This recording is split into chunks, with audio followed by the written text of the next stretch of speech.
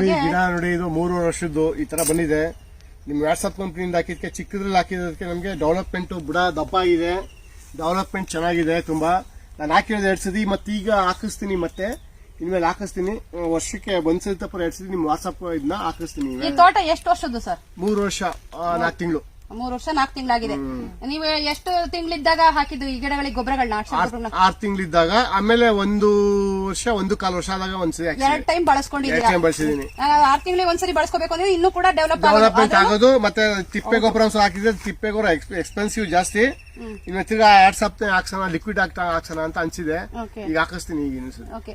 ಯಾವ್ದು ಕೊಟ್ಟಿದ್ರಿ ಅಂತ ನೆನಪಿದ್ಯಾ ನಿಮ್ಗೆ? ಇದು DNC 90, ಕ್ರಾಪ್ ಸುಧಾ, ಆಮೇಲೆ DOG 80, ಭೂಮಿ ಸುಧಾ, ASP 90 ಇಷ್ಟನ್ನು ಕೂಡ ಮಿಶ್ರಣ ಮಾಡಿ ಅದು ಆಕ್ಟಿವೇಟರ್ ಸ್ಪ್ರೆಡರ್ ಇಷ್ಟನ್ನು ಕೂಡ ಮಿಕ್ಸ್ ಮಾಡಿಸಿ ನಾವು ಈ ಅಡಿಕೆ ಗಿಡಗಳಿಗೆ ಕೊಟ್ಟಿದ್ದಂತದ್ದು